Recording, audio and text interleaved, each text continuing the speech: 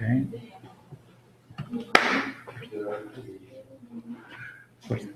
So good morning. I'm here to talk about qualitative research methods, as you may know.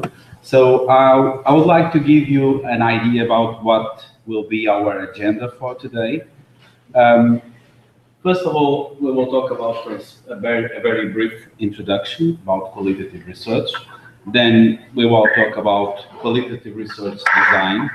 And then this is very related with research design, the research questions. After that, I will talk specifically about the methods in qualitative research, more specifically about qualitative interviews, about observation, about text and documents, and also about audio and video. At the last part of this presentation, I will talk about case studies, some about data analysis, and a conclusion. So you probably may ask me, who am I? I'm Paulino Silva, and I have some information here. And qualitative research is something that is part of my life in terms of researching. So my master's degree and my PhD in progress are being done or were done in based on qualitative research. So there is for me an importance, a great importance in qualitative research. So I would like to give you my experience, my ideas, my opinions about exactly what is and how you can do qualitative research. But after knowing me, I'd like to know you. So I would like to know a little bit more about you, because probably you are in a situation that you probably will do qualitative research, or you are motivated to do qualitative research. So I'd like to know a brief presentation of you, okay? So let's start with... My name is Gabriele. I am from Lithuania. I am a second year student of Office Administration in Vilnius College, University of Applied Sciences. That's pretty much it. Okay. Hello, my name is Ileana Talmanciu. I'm coming from Romania. I'm a PhD student. And for me, it's very interesting, this topic, because unfortunately we don't have such more information about qualitative research. In my country, more of the articles are done on quantitative research, and qualitative research is something generally. Okay, so you are planning to do qualitative research? After being here and after working with Belarus, yeah. Okay. I come here focus on quantitative research. My supervisor and everybody in the university are with quantitative research, and now I'm finding out more information about qualitative, and I really like it. It's interesting. Thank you. Hello, my name is Daniel. I'm from Romania. I'm the same university as my colleague here. And I'm here to learn. That's just my team. Okay, thank you. Hello, I'm Andrea. I'm from Romania, from the same university. I'm out of the last year of my master's degree, and I want to find to learn something about research, because before I was here, I didn't know anything about research. Okay. Hello, my name is Gabriela. I'm from Romania also, and I'm here to know more about research. The options that you could have. Okay. Hello, my name is Ksenia. I'm from Russia. I'm studying here for Erasmus exchange. And my profession is statistics, so I would like to compare something. And probably I can start to do my research in my master's degree. And probably part of them will be in collective. Thank you. Hello, my name is Dražen. I'm coming from Croatia, from the Faculty of Economics in Osijek. I'm assistant professor on Katedra for National and International Economics and also Erasmus. I'm happy and I'm glad to be here, to meet new people, to get new connections, and I hope so that we will work in the future on some project. Thank you. Hello, my name is Joanna. I'm a teacher here at ISCAP. I'm interested in cognitive analysis because sorry,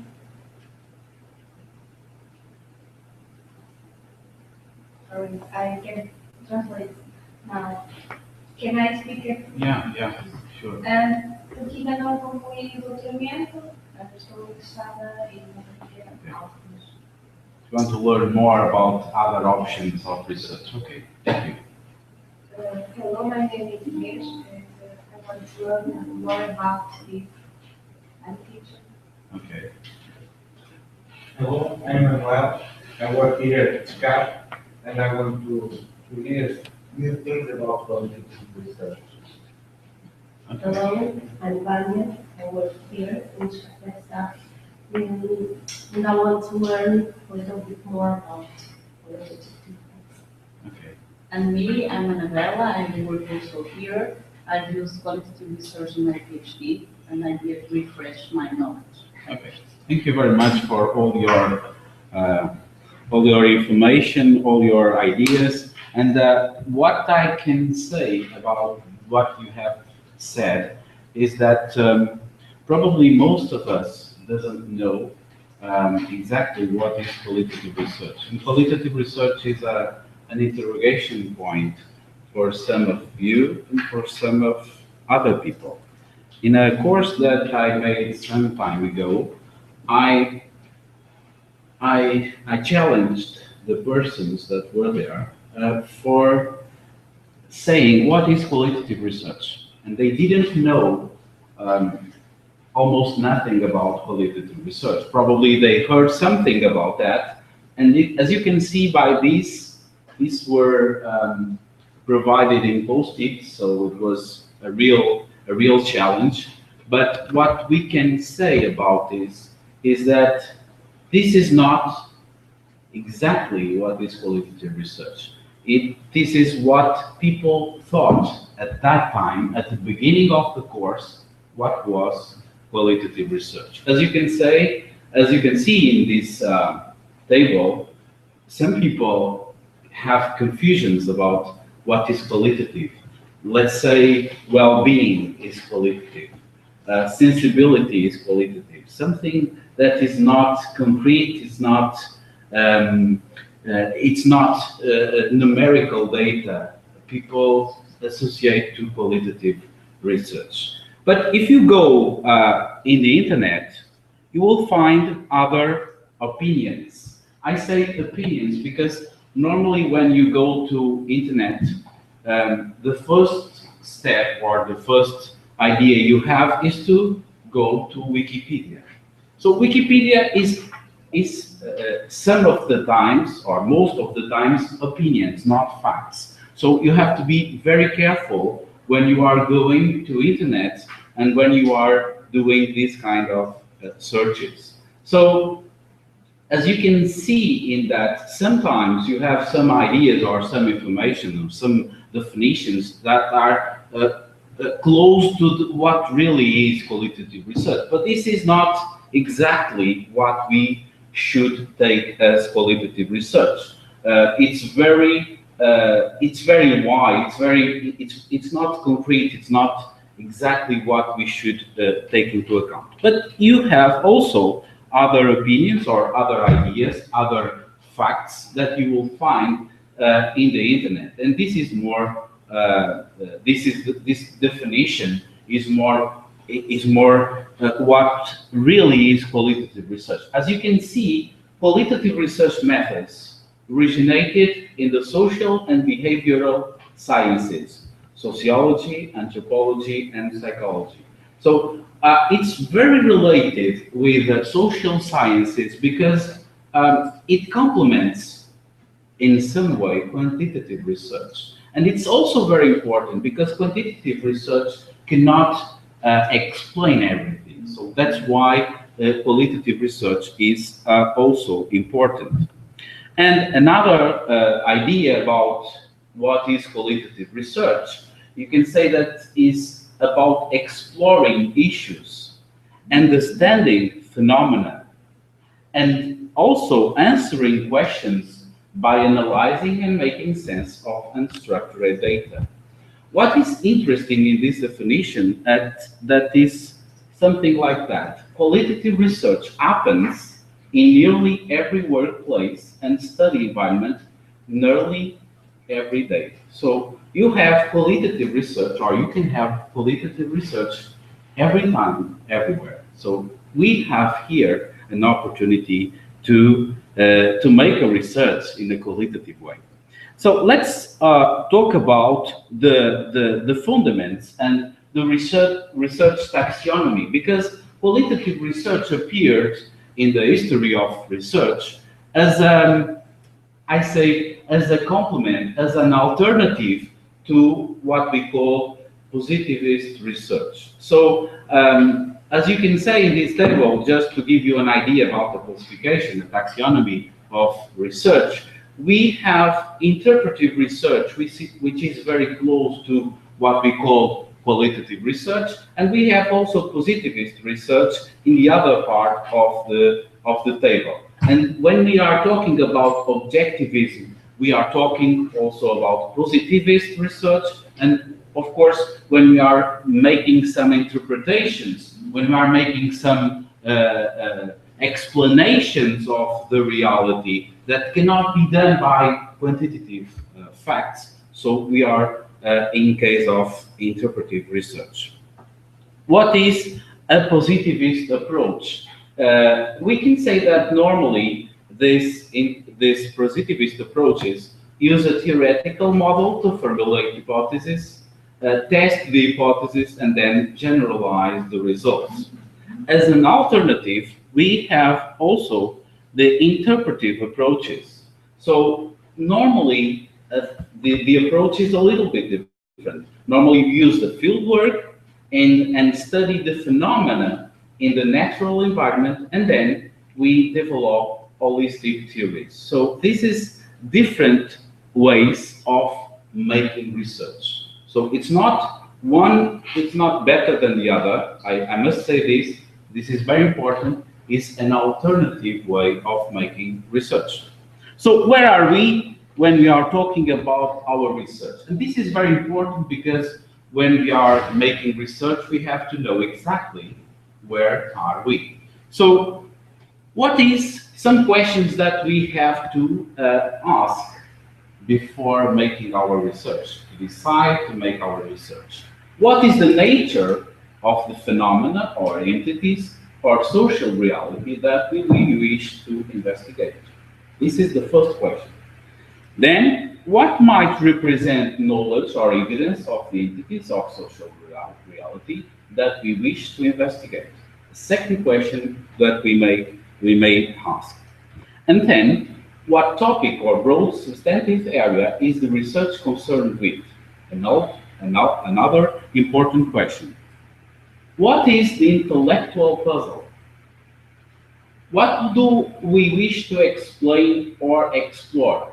What type of puzzle is it? Very important to know exactly what is our what we have to explore. And then finally, what are my research questions? So the research questions are related with the last part of the questions that we need to ask ourselves when we are starting our research. So research questions will form the backbone of our research design. This is very important.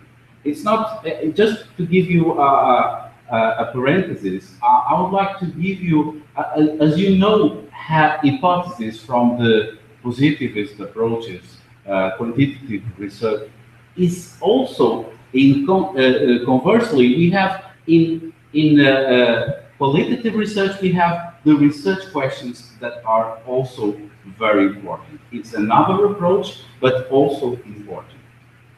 Then, qualitative approaches usually require formulating questions to be explored and developed in the research process. Rather than in quantitative research, we have hypotheses to be tested by empirical research. So, as a research question, is one which the research is designed to address.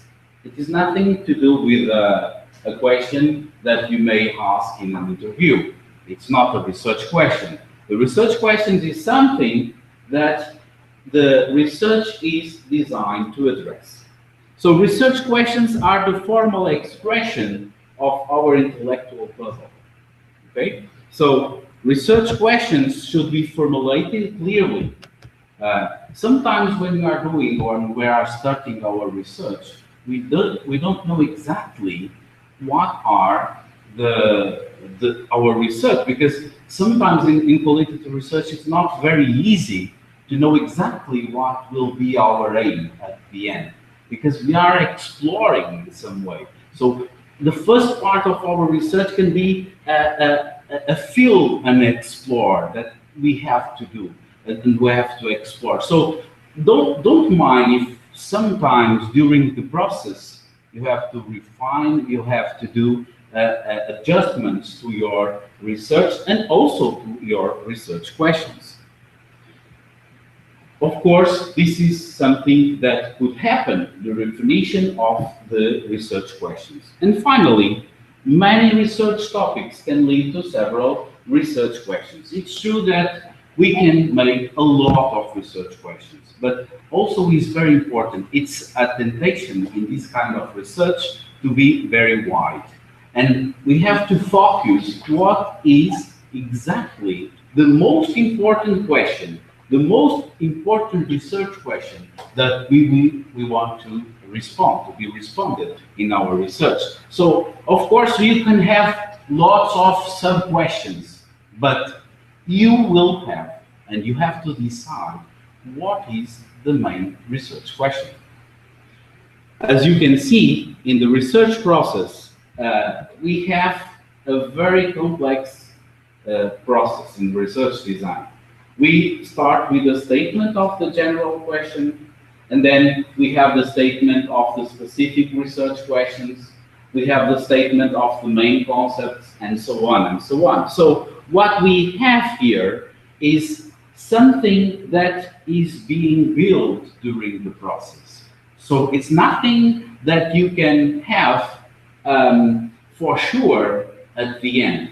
You will do the process, and sometimes you have to evaluate your own process, because sometimes you have to refine, you have to adjust yourselves to a specific situation. So this is something that you have to take into account. And when you are designing qualitative research, you have to do exactly what you should, what you have in mind, because you have to start the position in terms of ontologically and epistemologically. You have to take into account what is your ideas, what is your background, and this is very important also for, as I will show you next. So now you have to, it's time to think about the methods that you will use. And of course, sometimes people use methods that are not very close to, they are not very motivated to, because probably they will not feel comfortable with them. Just because someone tells you that you have to do it in a certain way, you have to take into account that you have to be comfortable with your research and specifically with the methods that you will use, because everything is connected, everything is interrelated. So it's very important that you have that. And that's why you probably, if you are not comfortable with the methods, you probably will not solve your research questions.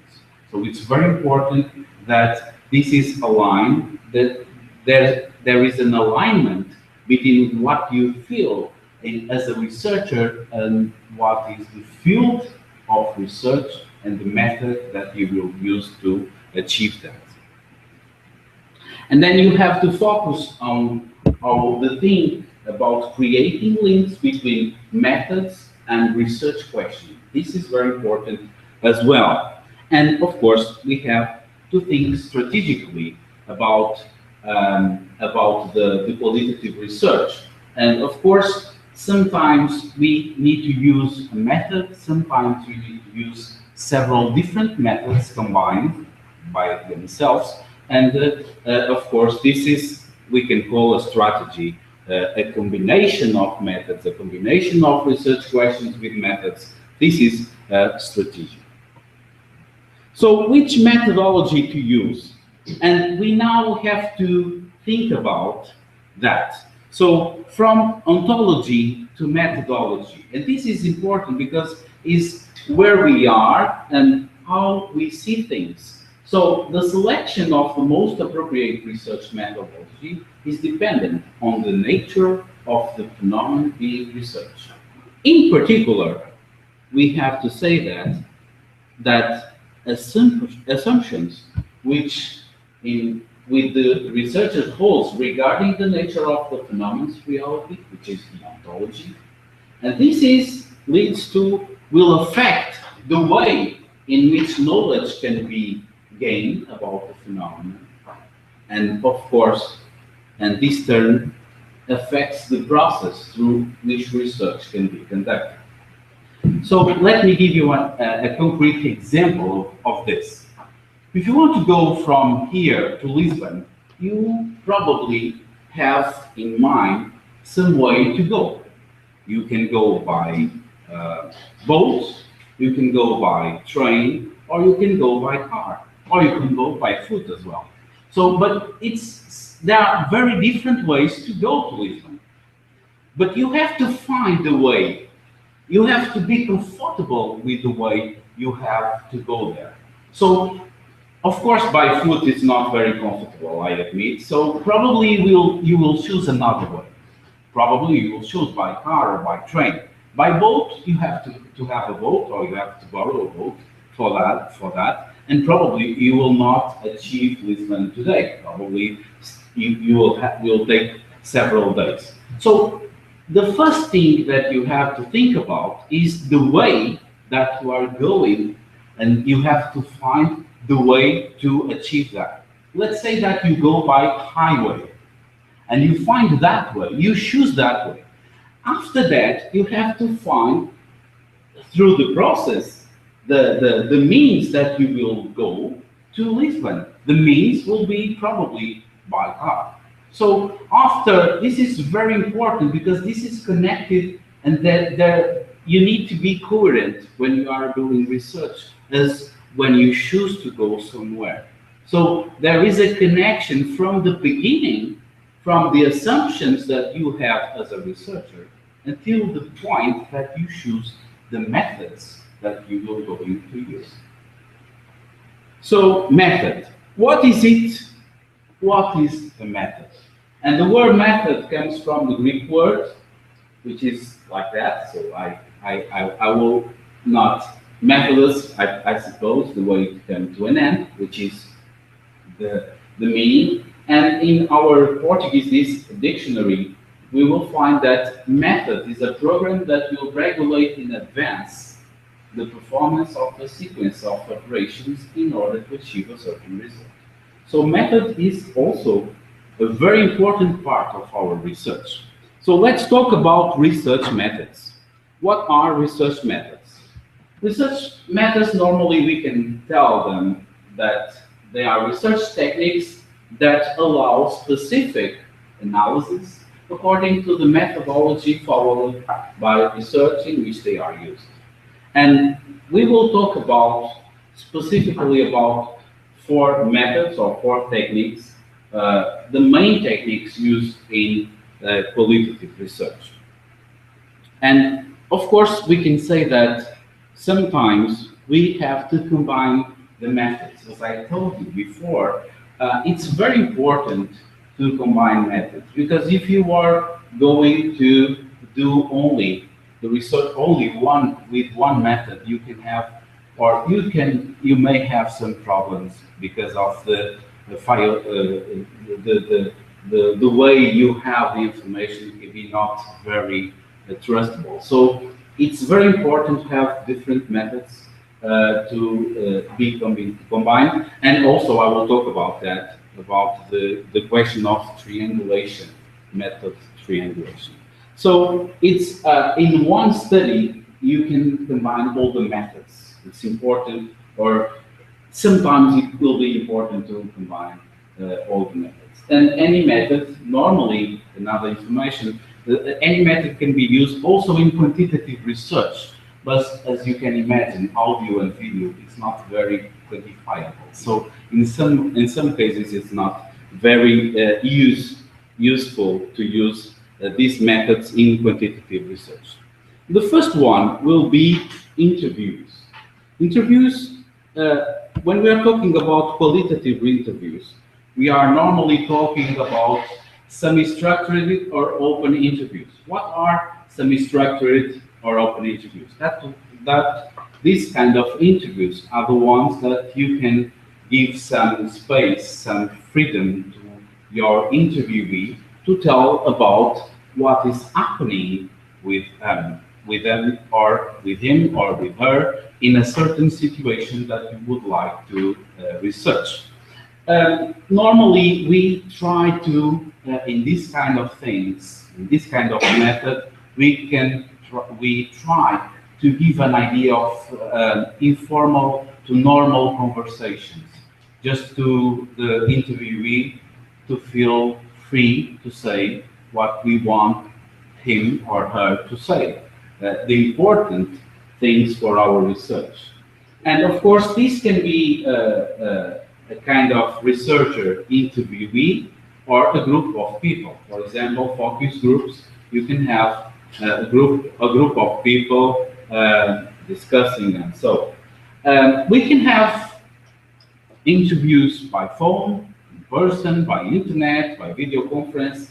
Today we have lots of means to make interviews. And of course, depending on the research that we are going to do, we have interviews during a month, during a year, or even several years. Sometimes when we are looking for a longitudinal study, we have to interview people during several years.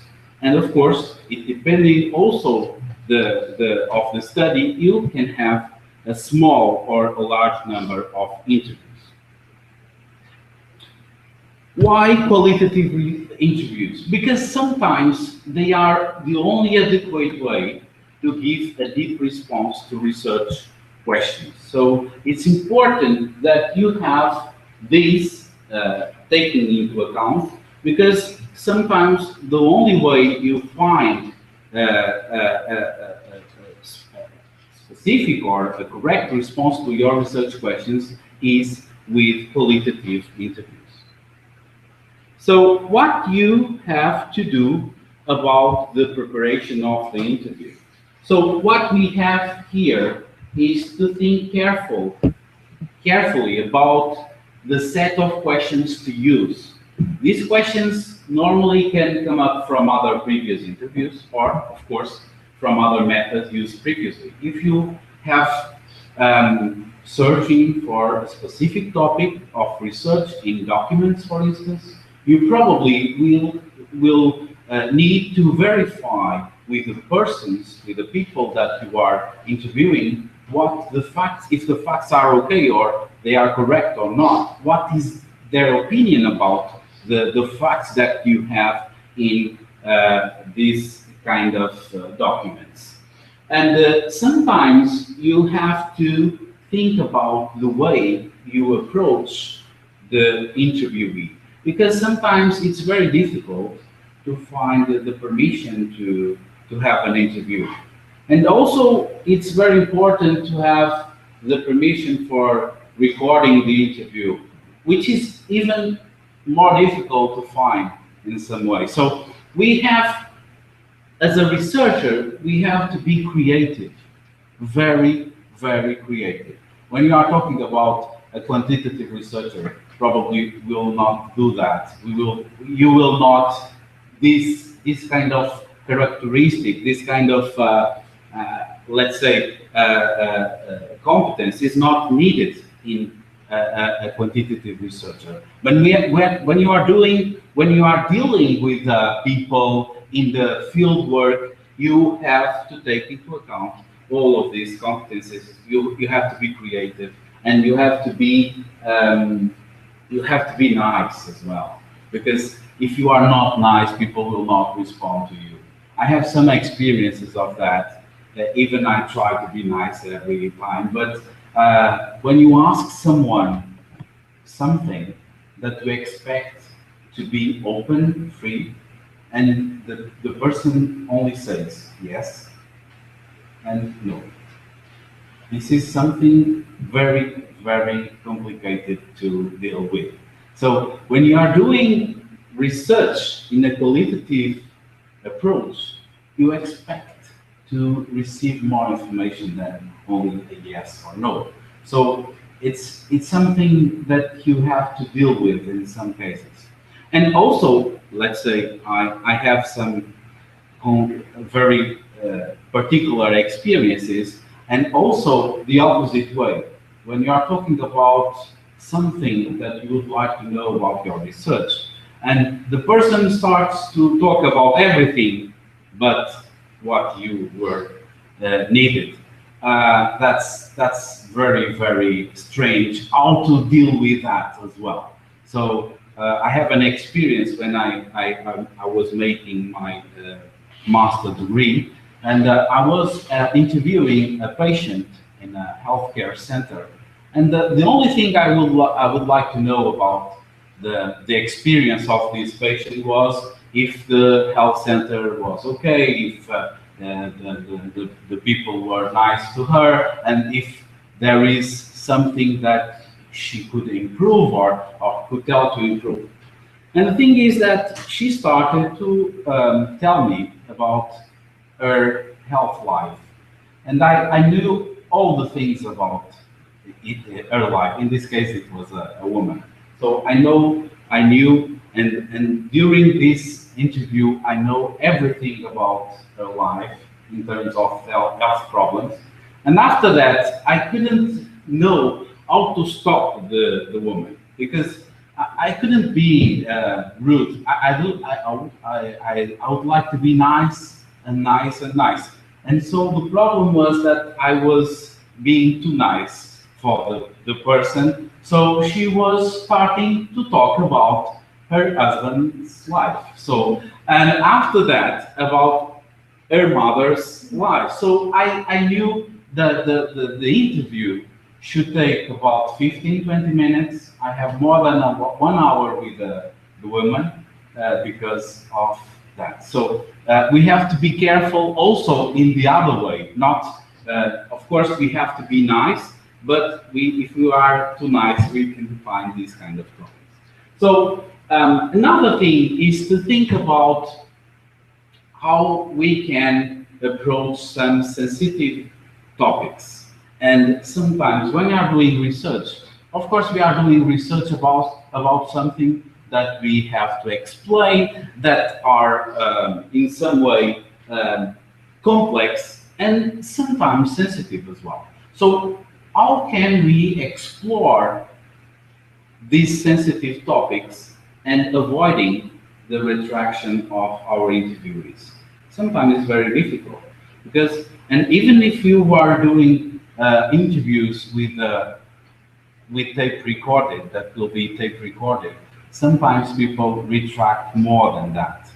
The way is, I would like to say that sometimes you need to put the people very comfortable when they are doing the interview, and at some time of the process, they didn't realize that the interview is being tape recorded. So that's why sometimes I find some ideas or some experiences that people say to me, I know that you will not talk to anybody about this, but of course this is off record. The interview was being recorded, but the person says, of course this is something that I would like to say. And those things that people feel comfortable to say that is so important, because I only meet the person at that time. So it's important to have the trust from the person, because all of the things they say, they are important for our research. And those ones, the most sensitive ones, are probably the most important. So after that, we have to manage adequately the interview. Let's say that you cannot tape record your interview. So probably you have to take notes during the interview. And sometimes it's not very easy to deal with this. You have to make the questions and you have to take notes. And it's also very complicated for the person to have this at the same time. So, and you have to verify if you are recording your interview, if it is everything okay, if with some reason that you cannot explain the recording is not being done and you think it is. So that's something that you have to take into account. Let us see a script of our interview. Sometimes it's important. It depends on the interview that you would like to do, but sometimes you need to make a script to orientate, to guide you during the interview. It depends on the person that you are going to interview, but of course this must be done in order to plan or let me say you a secret, not a secret, but a situation. This was one of the scripts that I used to interview the person that I was too nice. So even with the script, I couldn't stop the woman to talk about their life. So sometimes it's, even with a script, with a guideline, we have to be aware of that, what can happen. Another example is the interview transcription. So what we have, it's another part of the interview process, is to transcribe, if it is tape recorded, the whole interview. So we have to, sometimes it depends on the interview and depends on the speed of the talking, but it's very, very time consuming to make this kind of transcription. So as you can imagine, having more than 1,000 of pages of transcription to analyze, it's not very, you can say, very comfortable to do.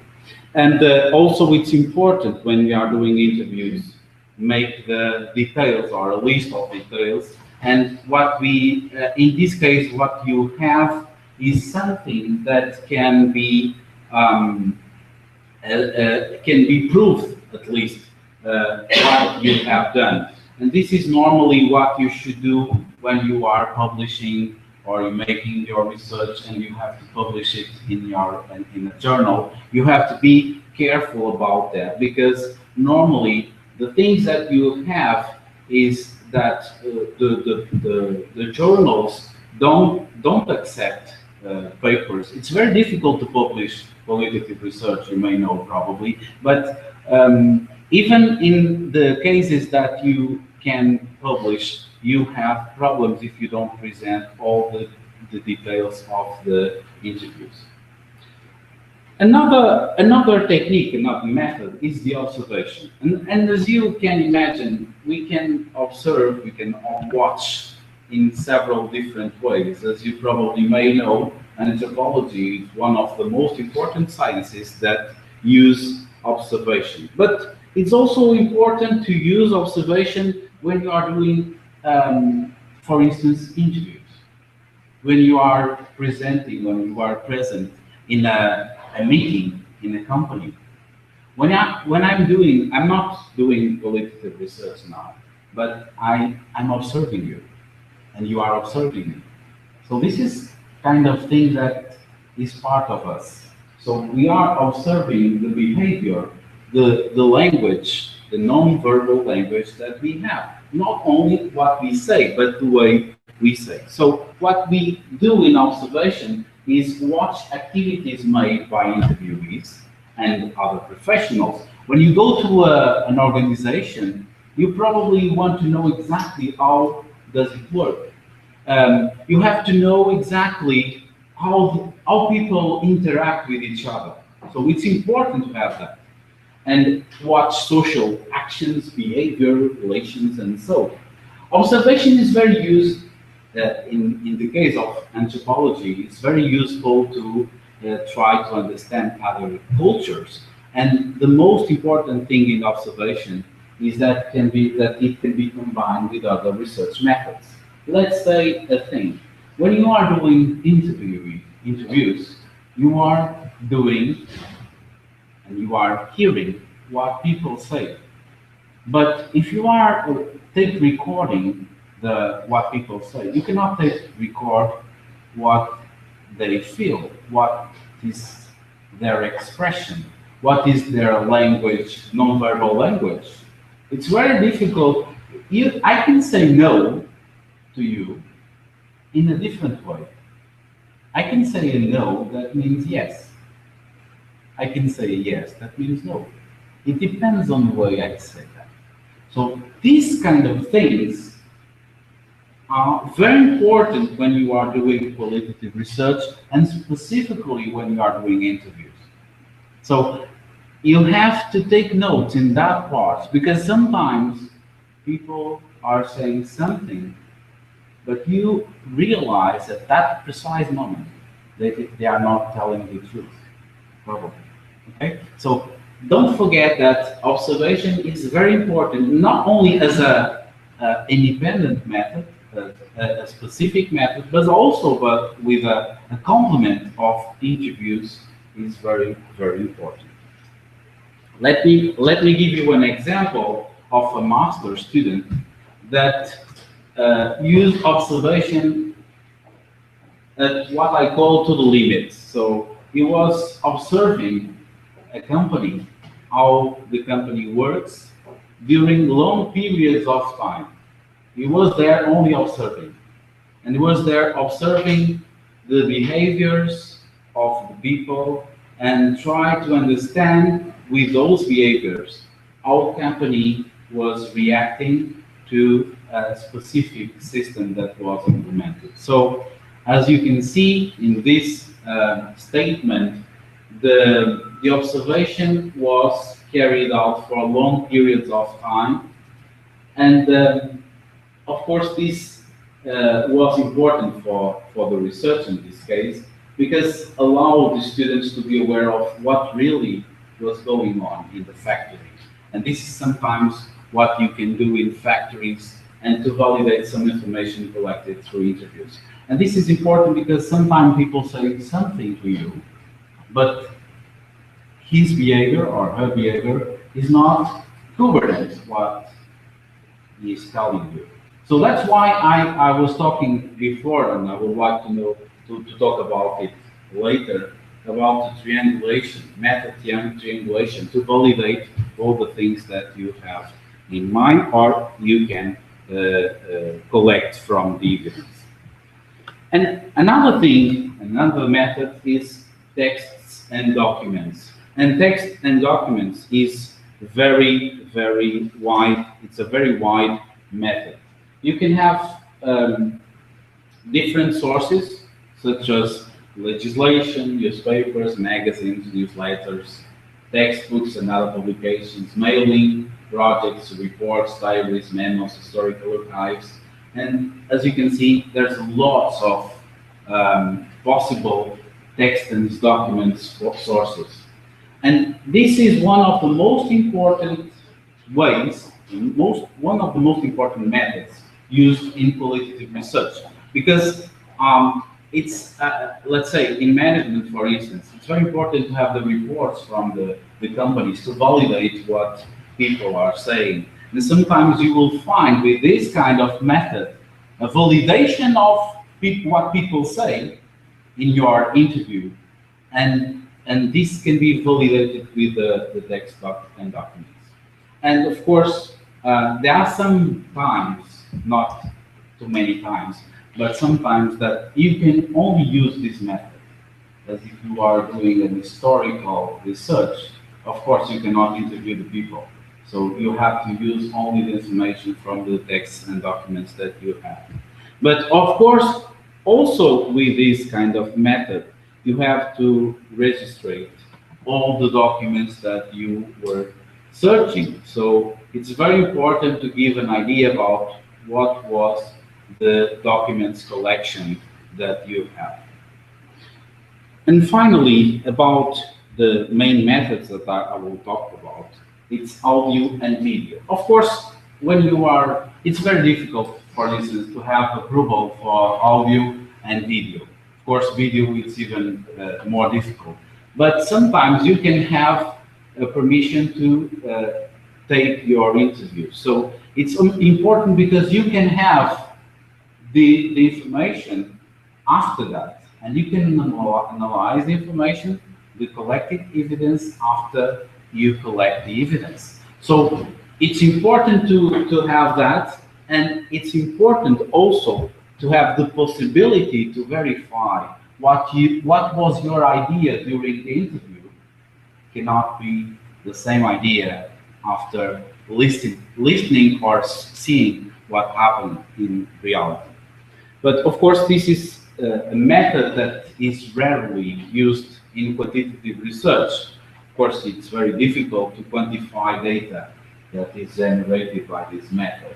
But this is something that you should use a lot in qualitative research. Let me give you an example. Some journals, some important journals, do not accept qualitative research if it is not tape recorded. So if you don't collect evidence with tape recording, you cannot publish because they say they are not reliable or your research is not very reliable. Of course, this is a very important method as you can review as needed, and of course it's very important to have the permission, but it's not very easy to find this permission to do this kind of, or to use this kind of method. And it's very important, it's very relevant when we want to understand how individuals express themselves, either by conversation, when you are audio recording, or by body language, when you are video recording. So it's important to have that, and you can find these useful ideas. And sometimes it's not very suitable, as you can imagine. If you are doing a tape recording in a very noisy factory, you will not find anything to tape, so it's to record. So it's audio recording is not adequate for that purpose. And sometimes it's because of the transcription that I was talking about, it requires a lot of time of the researcher. So this is something that you have to take into account when you are doing qualitative research. You have to deal with very time-consuming activities. One of them is this. But of course, it allows more reliable information. But also, as I said before, it can constrain the professionals that you are tape recording. So let's say that in some way, it's better that you don't have, at least for some parts of the interview, and I can advise you in that, because if you say that it's not recording, people are more free to say something that you will not get if they realize they are being recorded. So it's important to make them feel free to say what we need them to say for our research, of course, but it's also important that you have, in some times, you have the possibility to talk with the people without recording what they are saying, because probably in those times they are more free to say other things. So it's something that you have to take into account. Sometimes you have interviewees or respondents that refuse to accept, to refuse to record interviews. So in that case, you have to take notes, of course. It's very important. In that case as well, you should take notes at least after the interview very fast, because if you don't do that, you probably will forget important things. So it's important, if you cannot if you cannot record interviews, you have to take the notes during and after the interview very closely. So it's common for respondents to explain further their positions, opinions after the recording in terms of. That's what I said. Sometimes people say more than it is supposed to say during a recording interview. And of course, the important thing in this, when you are talking about research methods, is the method triangulation. So we have to take into account that the strategy, the research strategy must comprise all these methods, or should comprise all these methods to enable triangulation of the data collected. This is very important because you will have much more reliability in your research if you do this in different ways or with different means. And what is triangulation? Just to give you, sometimes we don't know. This is a name from engineering and communication. That when you have the 2 points, you can find the other one. So it's something that it's better if you have only 1 point, you cannot find the other. So if you have 2, you can find that. So at least 2 methods should be used to triangulate collected evidence. Now let's talk about case studies. So what is a case study? Because when we are talking about qualitative research, we are talking about qualitative methods, those that I was talking about. But sometimes we can provide them, we can use them in a case study. So a case study is a very important way to make the research. And probably you heard about Robert Yin, which is one of the most known authors about case studies. He says that a case study is an empirical inquiry that investigates a contemporary phenomenon in depth and within its real-life context, especially when the boundaries between phenomenon and context are not clearly evident. And this is important because we use case studies in a holistic way. It's very difficult to find, in social sciences, it's very difficult to research certain phenomena independently. Because when you are talking about, if you are going to research a person, if you want to make a research about a person, you have to research about his context. The context, the professional context, the personal context, and so it's very important that you have this in taking account these things, because when you are doing research, if you don't do this, your research will be not very correct in this way. So let's say that we have different kinds or different types of case studies, and this is a classification that this author provides. We can have descriptive case studies, and normally these kind of case studies are used to describe systems, techniques, and procedures followed in practice. This is something that was especially popular in the 80s, when researchers sought to obtain exhaustive description of what was done in companies. And we have some examples in management that use these kind of case studies, and they use the information collected from the companies to make, let's say, I'm not saying the theory, but a best practice that could be used for other companies. So it's important they use that. And normally they are used by professional bodies to describe the best practice. Normally what the most successful companies do, they will provide, they will give as an example. Another type of case studies are the ones that are illustrative, or they seek to illustrate accounting and management practice, for example, and supposedly they are innovative practice, and they are developed by companies that are described as excellence. So the knowledge of this practice is very important to understand to what extent the theory and prescribed techniques are followed by companies. Sometimes these kind of studies are used for getting the confrontation between the theory and what is prescribed in terms of the practice. There is other type of case studies that are the experimental ones.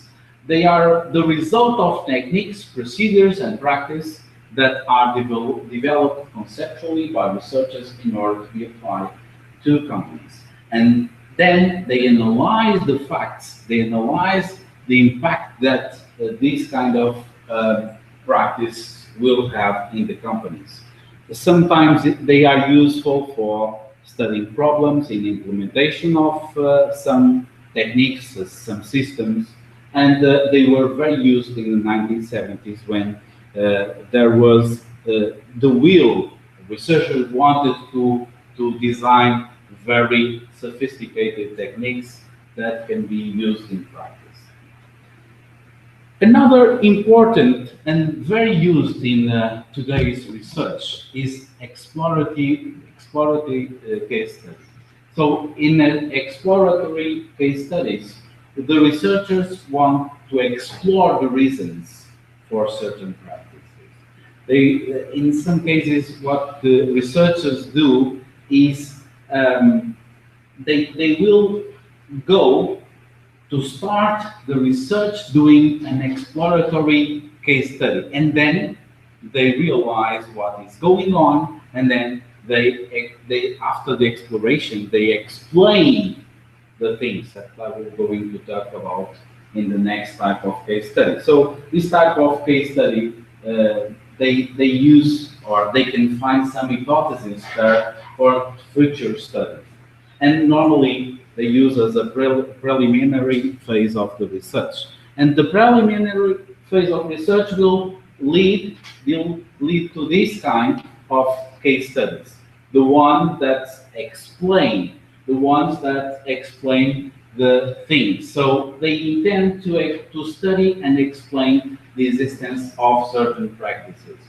These are, I can say, the most important types of case studies, because these are the ones that probably some of the researchers call as the adequate for research, because what we're going to do is to explore, but not explore what is going on, but we have to explain. We have to make the research questions that will lead us to the explanation of our research, of our object of research. So sometimes there are some authors, some researchers that only consider these kind of case studies for research. So another question that we should do now is, let's do a single case or a multiple cases. What do you think? What are you going to do? It is more suitable to use a single case in certain situations. Of course, when you are talking about case studies and when you are talking about qualitative case studies, we don't want to generalize our results.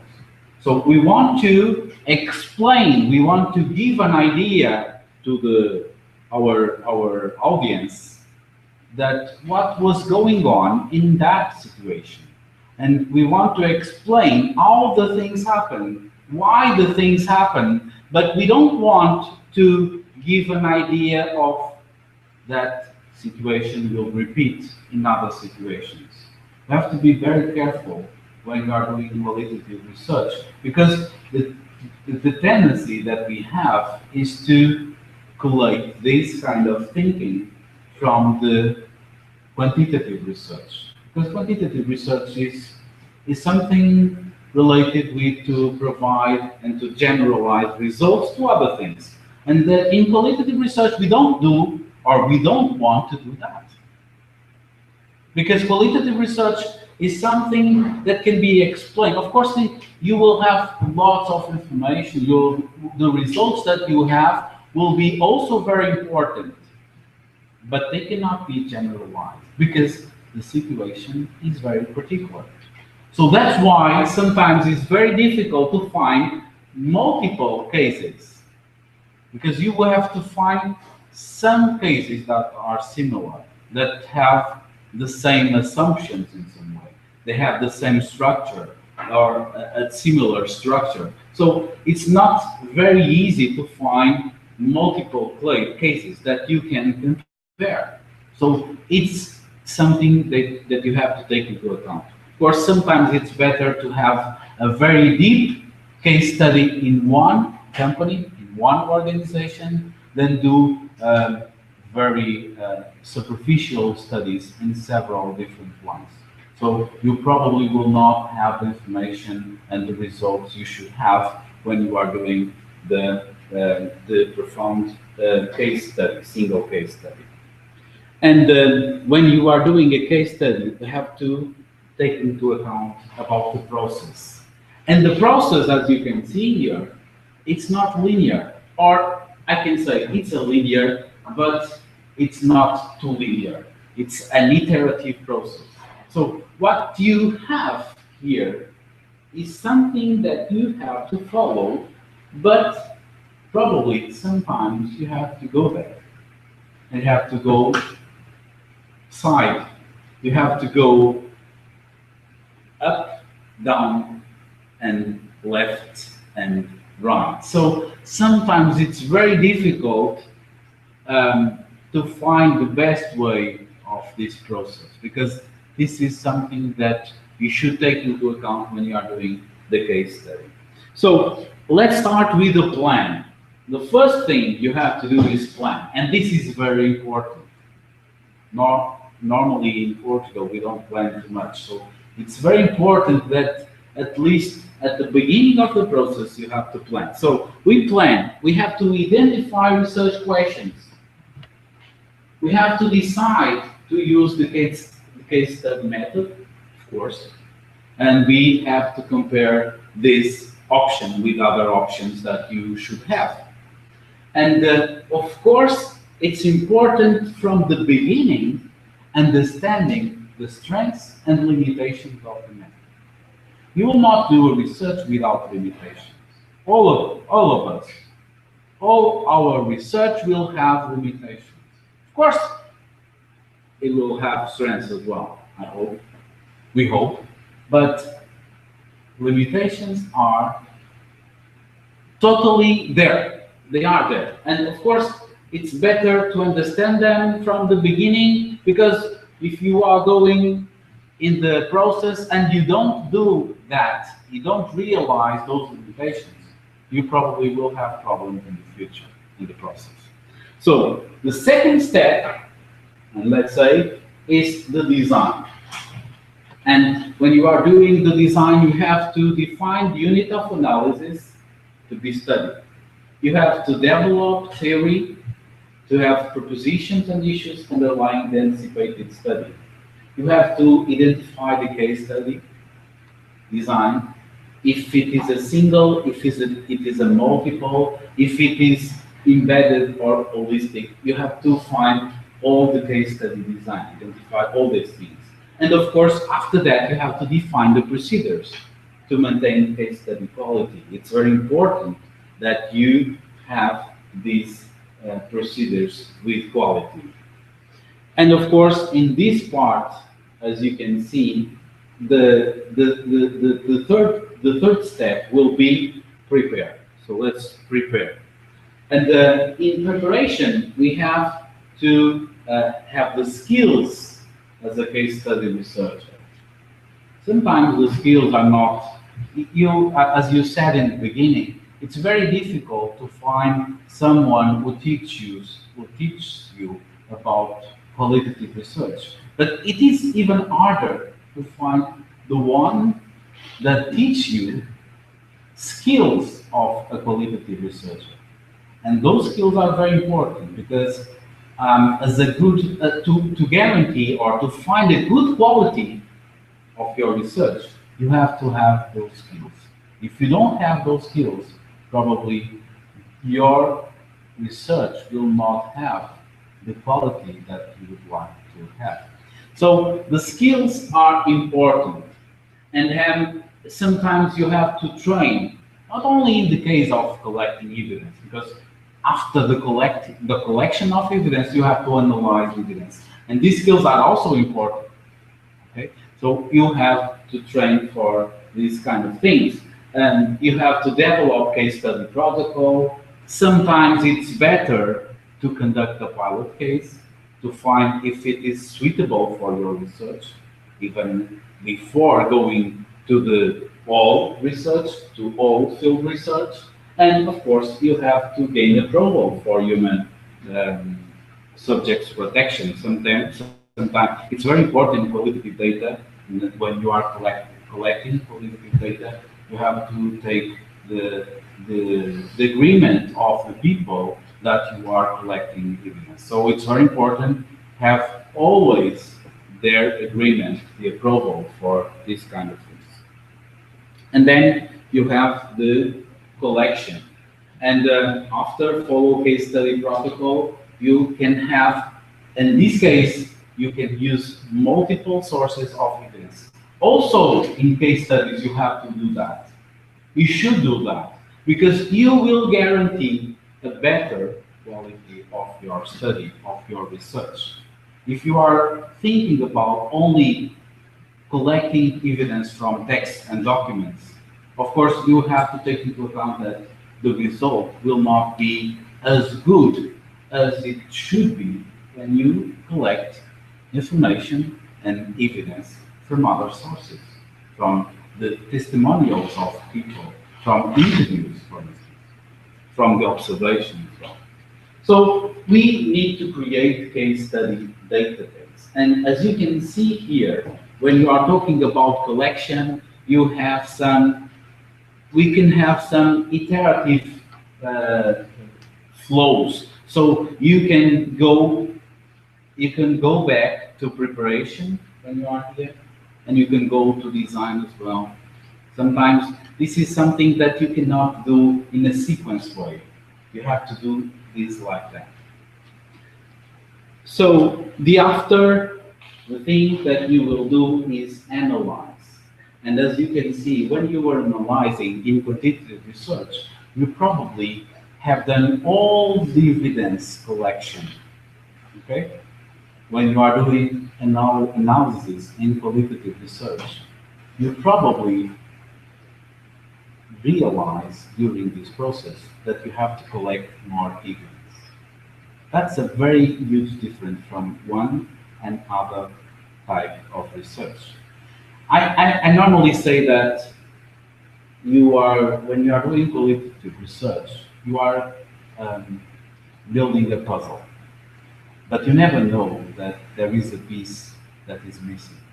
And that piece can be collected after you do all the puzzle. Okay? So to make the whole puzzle, you have to have all the pieces. And sometimes the piece that can miss is not there. And you have to collect the piece which is missing. So the analysis part, of course, it's important to analyze all these things. It's important to review but to display data and so. But sometimes you need to go back and to collect more evidence. And finally, you have the sharing part. So you can share your case study, and you will do these kind of things. You can share by publication, for instance. You can share the things that you have analyzed, collecting during this process. Just to give you an idea about the qualitative of the methods. So the first test that you should take into account when you are talking about case studies is to construct validity. And of course, in these cases, you can manage that using different sources of evidence for the same variable, of course. When you are talking about different sources, we are talking about the same variable. Of course, you are doing different things, different variables, you will need naturally different sources. But to construct validity, it is important to use multiple sources. For internal validity, you have to to establish a causal relationship whereby certain conditions are believed to lead to other conditions. This is something that it's related with your intellectual puzzle where the research questions are made at the beginning, and then you have to try to find a causal relationship. Because when we are doing research, we are not describing things. You have to think about them. You have to explain them. You have to make a causal relationship. And also external validity. And of course, in some cases, in quantitative research, you can generalize your data. It's not very useful or not very normal that you generalize the findings for a qualitative one. But what you can say is that if you compare your findings, your study findings with other researcher findings, you can have an idea about what was going on, what was the results from the other and from yourself. So if you have colleagues that are researching the same topic, probably this kind of thing can be done. You can compare your results with their results and find if there are differences in the study that you have made and if there are similarities as well. So it's important to have this validity. And finally, the reliability, and demonstrate that all the operations that you have during the process, such as the data collection procedures, can be repeated with the same results. So what we say here is that you can have different way in a different time doing the same thing, and the results you should have the same results. Okay, so it's nothing related with the type of researcher or the way of research do the things. The thing is that you have to be reliable. You cannot do the thing today and another thing tomorrow and have different results from the same research. Okay, so it's important, because if it was not like that, the research will not have quality and it's not reliable, of course. And finally, let's talk about the data analysis. And when you are talking about data analysis that you do, as I said before, data analysis is very difficult to have. It's not a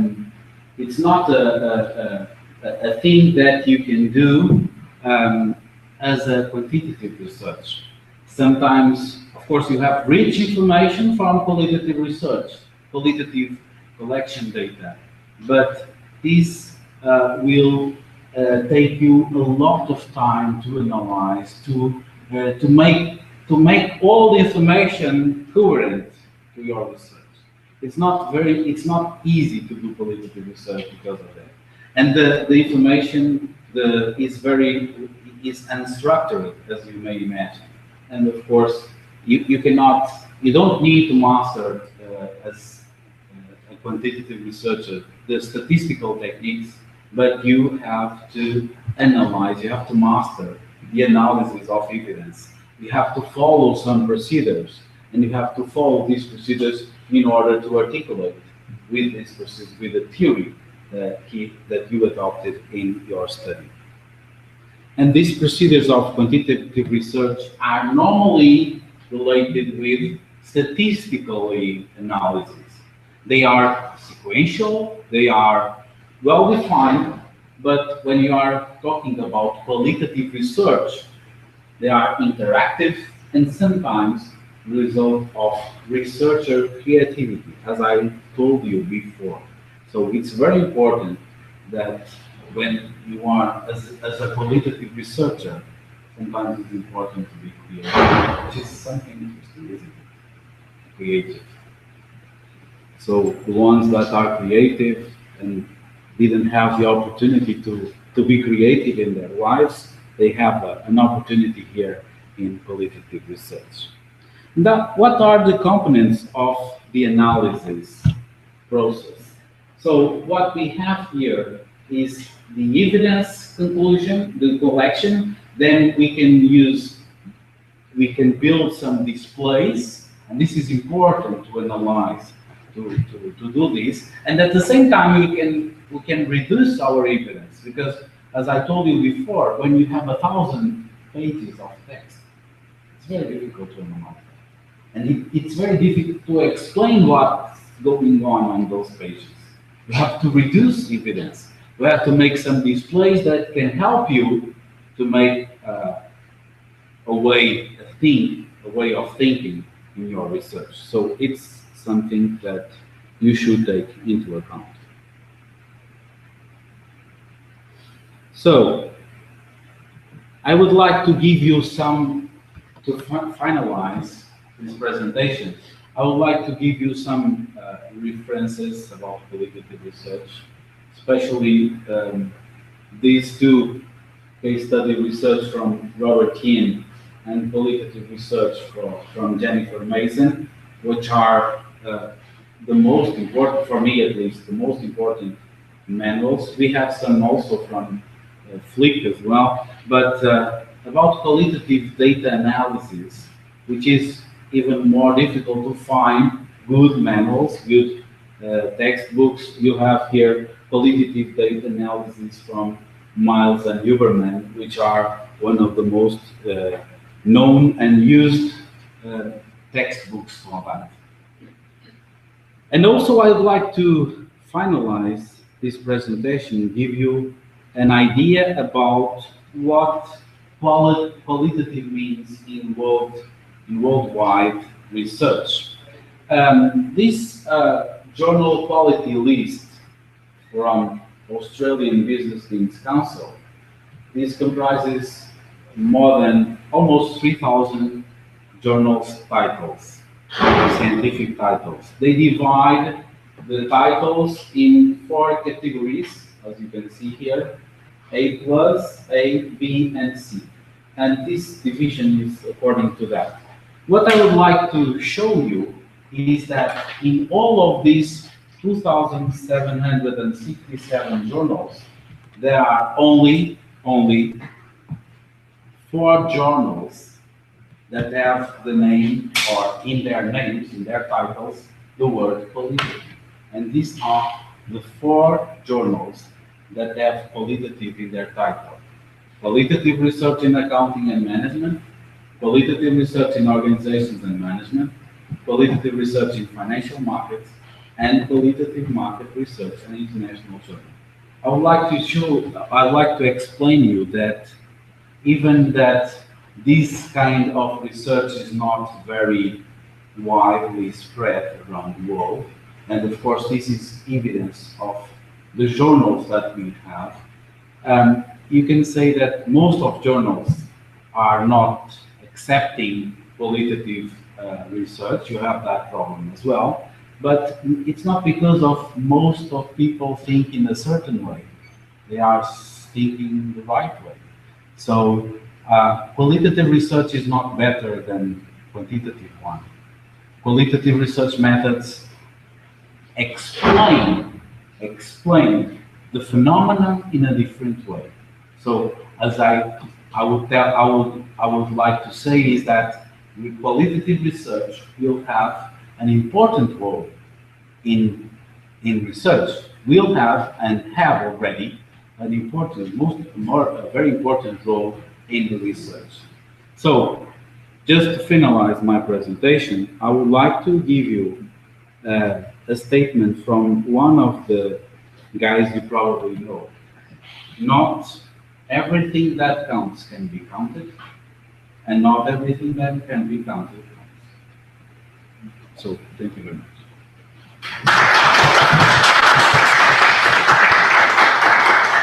So now I'm available for your questions, of course. We have more 2 hours, I suppose.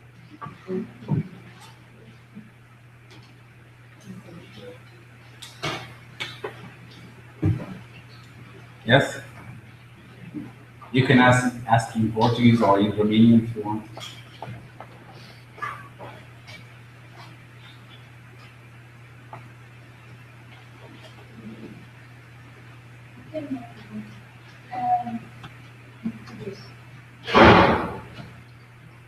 Temos variável dependente e independente. I will talk in English for the ones that are here. Your colleague were talking about independent variable and dependent variable, if it is the same in qualitative research and quantitative research. I will tell you that when you are talking about qualitative research, you are doing a different approach, and you are going to have a different approach. The beginning of that, and the most important thing that you have that in this to realize this is the research questions. When you are trying to respond to your research questions, that is the most important thing. You don't need to test hypotheses as you do in quantitative research, but you should respond to your research questions. That's the main thing. So the variables that you will find, of course, you can have independent and dependent variables in your thinking.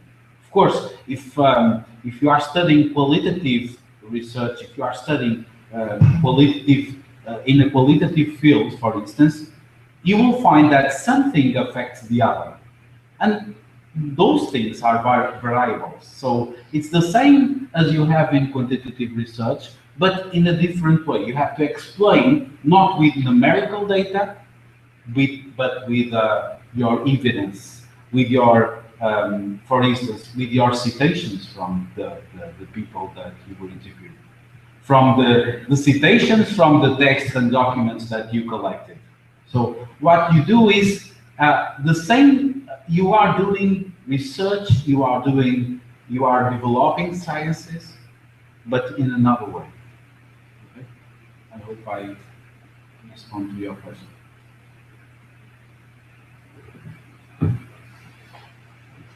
More questions?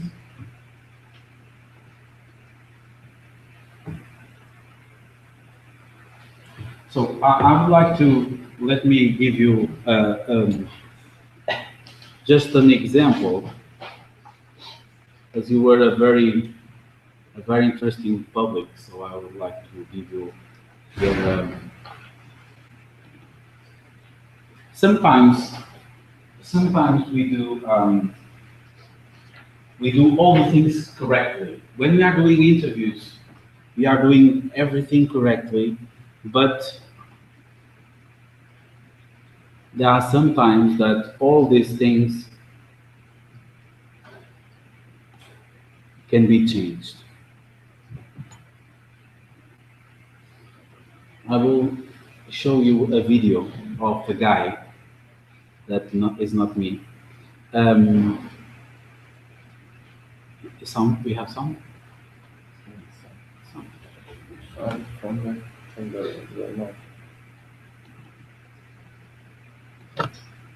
So sometimes you do all the things for an interview very well done, but when you are doing the interview, I'm here to make a research about applications of a new costing system in the hospital. I would like to know about all this current experience in the hospital. Sorry, this can happen. And real things. So this is something that can happen when you are doing your interviews, and all the things that you have done were interrupted with that. So it's just a small example that what you can have in a real situation. So If you don't have any other questions, I would like to thank you all for your presence here and the presence of the lots of people that are in the internet, probably thousands of people. And I would like to thank you. And of course, I would like to give you all my availability for everything you need. Okay?